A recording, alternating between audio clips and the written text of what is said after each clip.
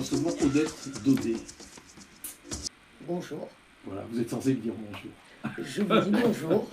Voilà, donc soyez la bienvenue. Merci. Voilà, nous vous recevons dans le cadre des entretiens que nous publions chaque semaine sur le site de La Glorieuse, tous les mardis, et depuis 5 ans, pour ceux qui nous rejoindraient cette semaine. Voilà. On leur dit bienvenue. Voilà. Vous êtes présidente de l'association des commerçants de l'Écusson, vous avez 400 adhérents. Tout à fait. Vous êtes... C'est déposé en préfecture. Voilà. Et c'est officiel, le bureau a été agrandi, on a fait une AG. Et voilà, on travaille beaucoup ensemble. Voilà, vous êtes situé en face de l'ancienne chambre de commerce, pour ceux qui ont des doléances. Vous êtes présidente, donc on va aborder un peu les histoires de commerce, de travaux sur la comédie, de fermeture et d'inaccessibilité du centre-ville. Voilà, vous êtes une commerçante active, une personnalité. Autre chose à ajouter ? Non, rien. Je suis juste une citoyenne comme une autre. Et le combat que je le mène pour des citoyens et des familles qui vont se retrouver dans la détresse. Mais autrement, tout va bien pour moi. Voilà, donc on va parler du prochain numéro de La Glorieuse, donc le 983. Petit à petit, on arrive au 1000e. Ça fait 20 ans, hein, on va fêter nos 20 ans là, le 17 mai. Donc à la une, le sujet c'est Régional Socialisme en marche. Voilà, que fait la Reine des Pyrénées? Qui c'est la Reine des Pyrénées? Vous savez qui on surnomme la Reine des Pyrénées? Celle qui a acheté les culottes. Non, la présidente de la région. Ah, on va y venir tout à l'heure, l'histoire des culottes.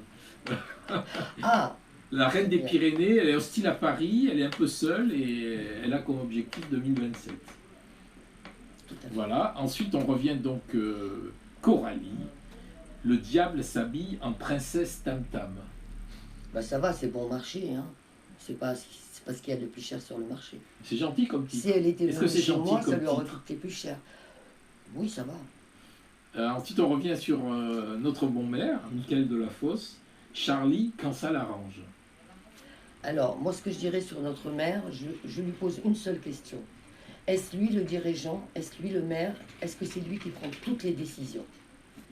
On va y revenir. C'est lui qui est élu. Hein. Pour moi, il n'y a que lui qui doit prendre des décisions, pas les autres à sa place.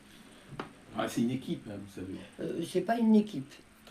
Je pense pas. Bon, ensuite on vient sur un autre sujet, législative, après l'effet toboggan des présidentielles, Dubost out, Sorel in.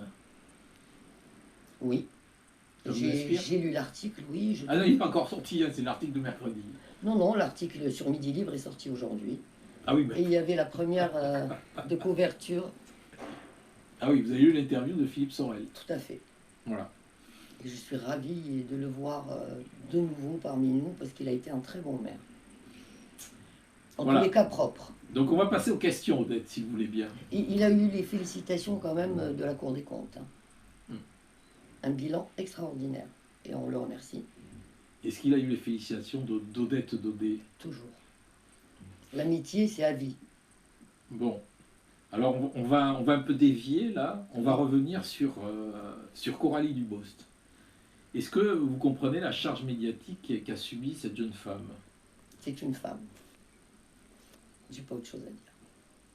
C'est tout. C'est une femme. Et elle est belle. Et ça fait chier certains, c'est tout. Donc elle est quand même un peu plus chargée.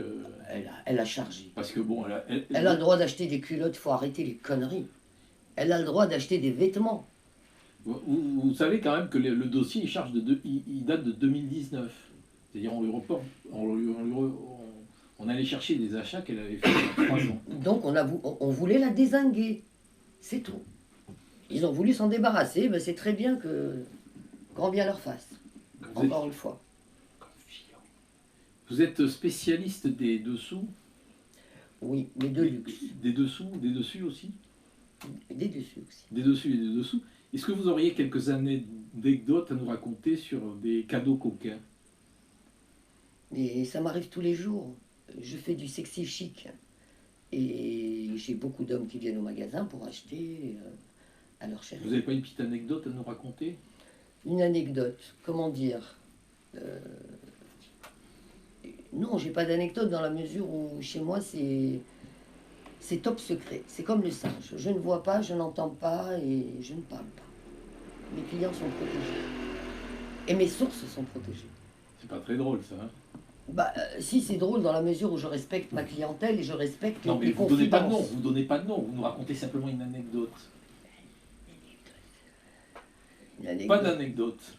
Non, il n'y a pas d'anecdote. J'ai que des beaux moments, des bons moments. J'ai des anecdotes, par exemple, les femmes qui ne trouvent pas leur taille ailleurs.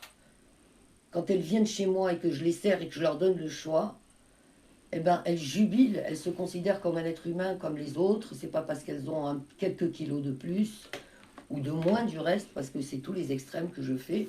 Eh ben, elles sortent de chez moi avec le smile, heureuse, ça me rend heureuse. Est-ce que vous avez eu Coralie Dubos comme cliente? Pas du tout. Alors, elle aurait été la bienvenue, elle ne me dérange pas. Hein. D'accord, donc c'est aussi noté sur les informations qu'on a pu lire là, sur l'article à charge, qu'elle faisait ses achats sur le web. Est-ce que c'est symptomatique de sa génération? Et est-ce que c'est à mettre en relation avec la morosité du centre-ville? En partie, oui.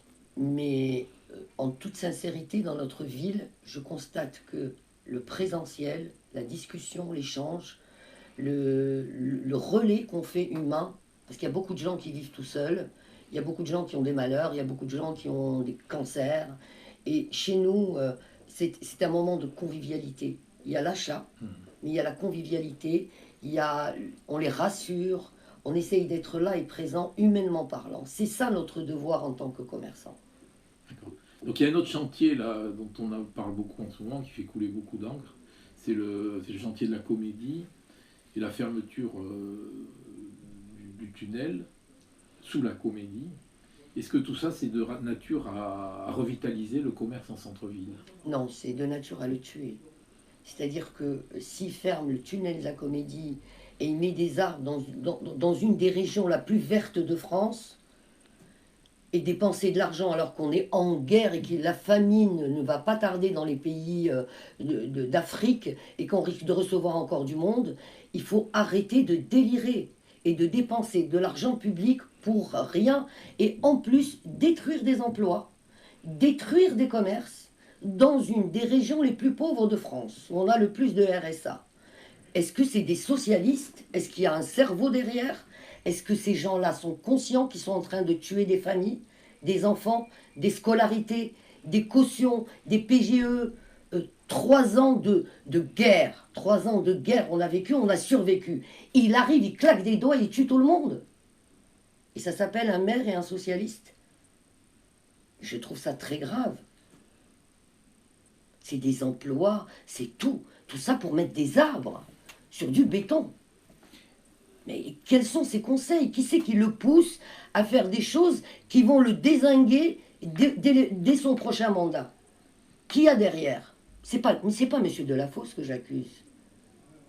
C'est ceux qui le poussent à faire ces choses-là et qui veulent s'en débarrasser. Mais il faut qu'il réfléchisse, c'est un grand garçon. Il a voulu la mairie, il a voulu la métropole, certes, mais aujourd'hui, dirige ton peuple. Dirige les gens qui ont voté pour toi. Ne les tue pas. Vous avez voté pour lui? Non. Est-ce que... Non, parce que moi, l'amitié pour moi, c'est pas possible de passer à côté. Philippe est un ami, il a toujours été un ami, et j'ai voté pour lui. Vous êtes très engagé dans le monde professionnel et vous êtes toujours tenu loin du monde politique. Pourquoi? Parce que c'est un panier de crabes, il n'y a qu'à voir. Ils savent ce que c'est travailler 6 jours sur 7, 12 heures par jour. Est-ce qu'ils savent ce que c'est? Ils détruisent ça. C'est dramatique. Par exemple, votre collègue, là, je ne sais plus quel était son prénom, Pérez, là, qui avait un commerce aussi en centre-ville, elle s'est engagée en politique. Vous n'auriez pas pu vous engager en politique? Non, jamais. C'est trop macho comme monde? Non, c'est même pas macho, c'est incompétent.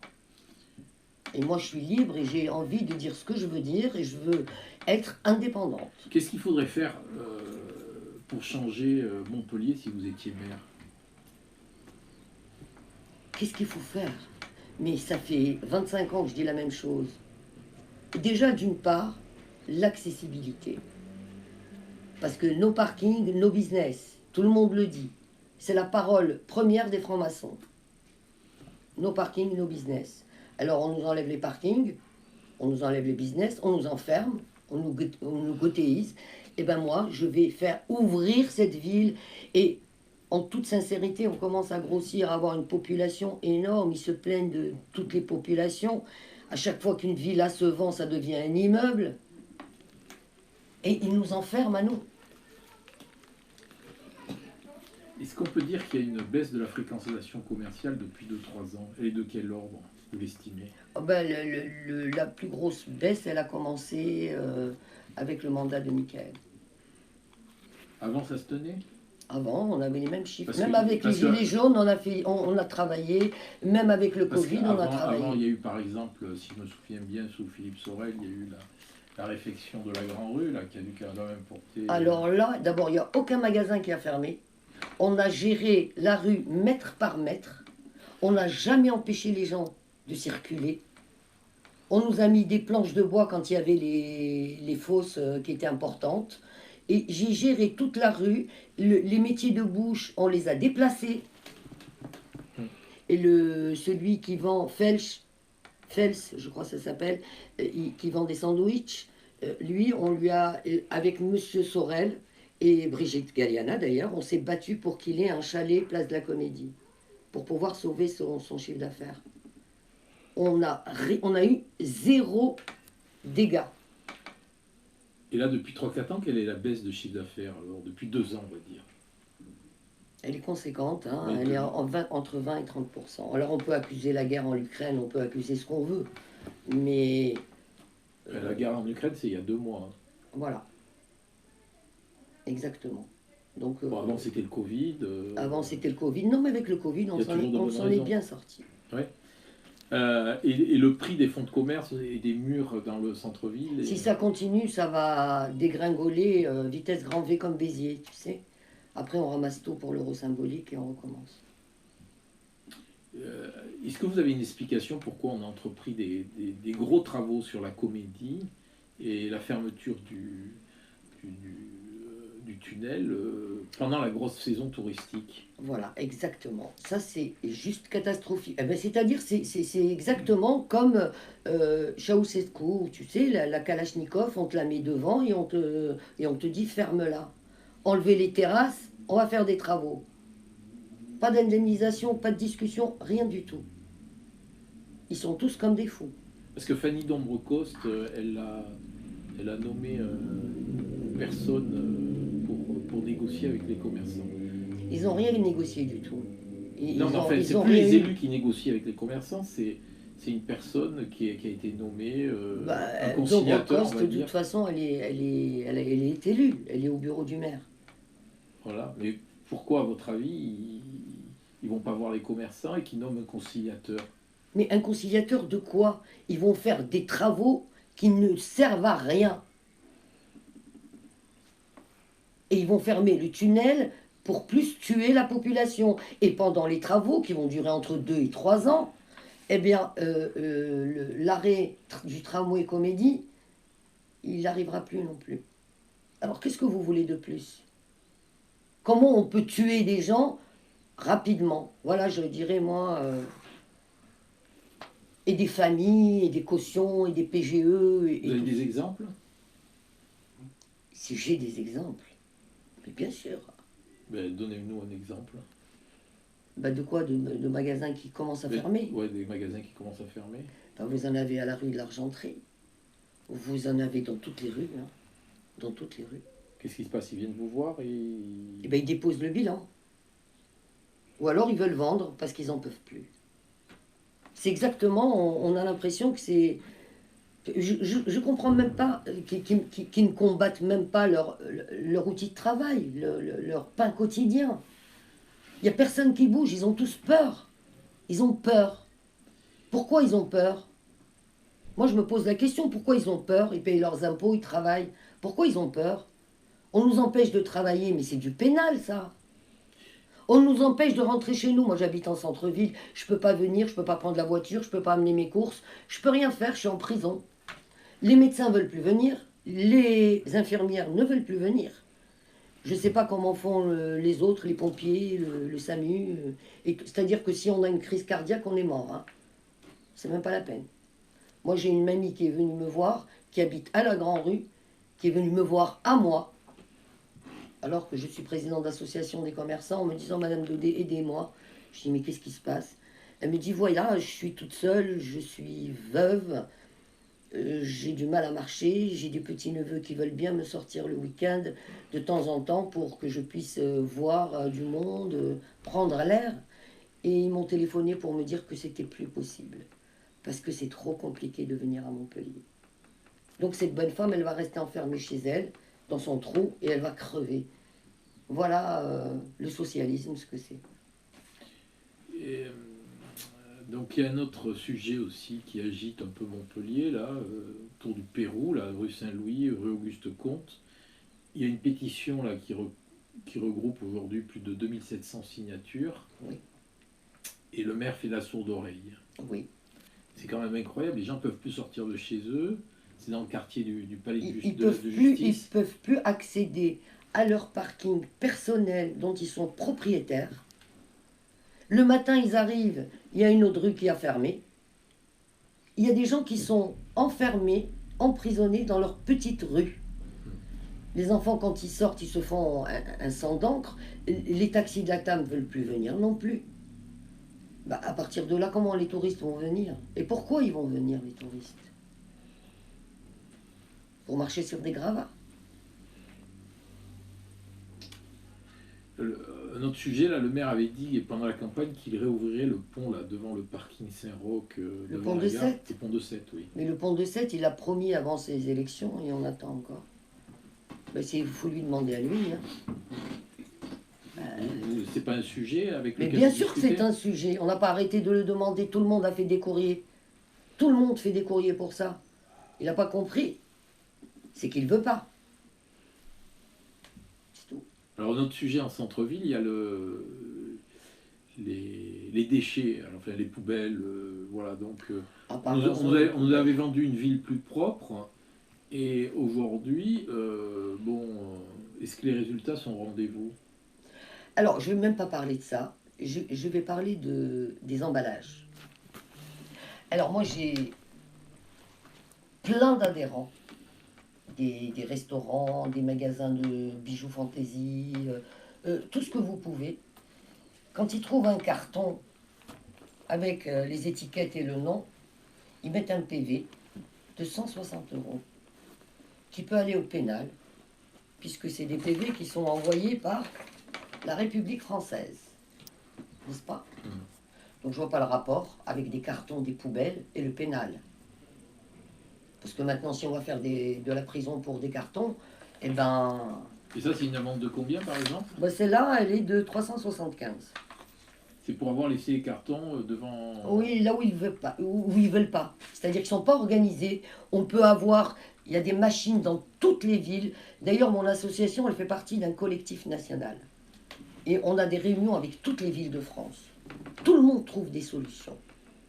Je ne dis pas que c'est mieux ailleurs, mais les solutions, ils les trouvent tous ensemble. Le peuple est dans la rue et c'est lui qui a les solutions. Ils ne peuvent pas prendre des compresseurs de carton, les recycler, rapporter de l'argent, même à la mairie. Enfin, je veux dire, c'est enfantin de penser ça, non? De recycler les cartons, c'est du bois, c'est des arbres. Au lieu d'en racheter d'autres, on les recycle et ils les revendent. Ils vont gagner de l'argent et ils vont préserver la nature. Alors tout à l'heure, vous m'avez dit que pour rebooster le commerce en centre-ville, il fallait ouvrir un petit peu les parkings, les accès. Vous avez d'autres idées? Ben, on a toujours dit la sécurité. La sécurité, c'est primordial. Le problème du tramway, les gens ne le prennent pas parce que c'est pas sécurisé, ils se font agresser. Et encore la semaine dernière, j'ai une mamie qui vient parce qu'elle ne sait pas aller ailleurs, parce que ce qu'elle trouve chez moi, elle ne le trouve pas ailleurs. Et ben, elle s'est fait agresser dans le tramway. Et elle m'a dit qu'elle ne pouvait plus venir, si je pouvais la livrer. C'est dramatique quand même, nos mamies ne peuvent plus sortir. En réunion, il y avait 3 mamies qui demandaient justement à Madame Fraîche, voilà, nous on aime bien venir au théâtre, au quorum, mais on préfère venir en voiture parce que quand on part le soir tard, on ne peut pas prendre le tramway, c'est glauque. Oh, elle leur a dit, c'est pas grave, d'ici 2025, on va tout sécuriser, il va y avoir des petits bus électriques. 2025, les mamies, ça se trouve, elles sont déjà mortes. Est-ce que c'est des réponses qu'on donne? Alors, un autre sujet, là, la semaine dernière, on a parlé des petites affaires de M. Deljari. Est-ce que vous trouvez vous trouvez qu'il défend assez le commerce en centre-ville et qu'il est assez, on n'entend pas trop sa voix sur toutes ces affaires-là? Le président de la CCI est là pour nous défendre. Il vous défend bien? Ben, je pense qu'il a fait des courriers au maire, on a reçu les derniers courriers, il demande effectivement que les choses se passent différemment et un peu plus sereinement, moins précipité. Mais bon, on n'a pas de réponse non plus. On a l'impression que les commerçants aboient, mais qu'à la fin, ils courbent toujours les chines.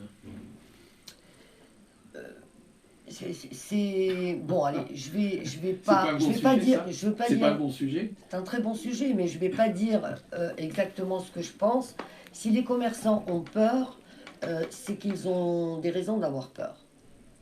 C'est qu'on les a intimidés. Donc, à bon entendeur, salut. J'ai essayé d'avoir un commerçant là sur la Comédie pour. Mais ils veulent pas parler. Ils veulent pas venir parce qu'ils ont tous des terrasses et ils ont peur qu'il y ait des représailles contre les terrasses. Ben voilà. Est-ce que c'est normal? Est-ce qu'on est dans une dictature ici? Je comprends pas. Pourquoi les gens ont peur? Pourquoi je suis obligée de venir parler en leur nom? Parce que vous n'avez pas peur. Mais peur de quoi? On paye nos impôts, ils vivent avec nos impôts. Peur de quoi? Le minimum, c'est de nous respecter, non? Vous avez l'impression de ne pas être respecté? Ah, pas du tout. Je suis désolée, pas du tout. On consulte qui? Où sont les réunions? Où sont les accords? Nous, on sait ce qu'il nous faut, ce qui nous manque et ce qui ne nous manque pas dans la ville. On y vit et on y travaille. Et on a du monde tous les jours avec qui on échange. Et après, ils s'étonnent qu'il y ait des extrêmes qui passent. Mais faites le nécessaire. Arrêtez de faire des dégâts humains. Arrêtez de tuer des gens. Parce que là, ils sont en train de tuer des familles entières. Parce que sans terrasse, la place de la Comédie sans terrasse, ils vont tous fermer. Hein. Faut pas rêver. Hein. Il n'y a jamais rien, personne dedans. Hein. Les gens, ils sont dehors. On est à Montpellier. On est dans un pays du Sud. Où les gens veulent vivre. Il n'y aura plus de terrasse, mais il y aura des arbres. Hein? Et voilà, ça s'appelle ville morte. Jardin d'enfants. Non, ça s'appelle une ville écologique. Oui, non, mais l'écologie, on n'a pas besoin d'écologie à Montpellier. On est la ville la plus verte de France. La région la plus verte de France. On est le poumon de la France. C'est pas les 6 arbres qui vont nous sauver. Ok, sur ces belles paroles, je vous remercie. Merci Odette. Merci à vous.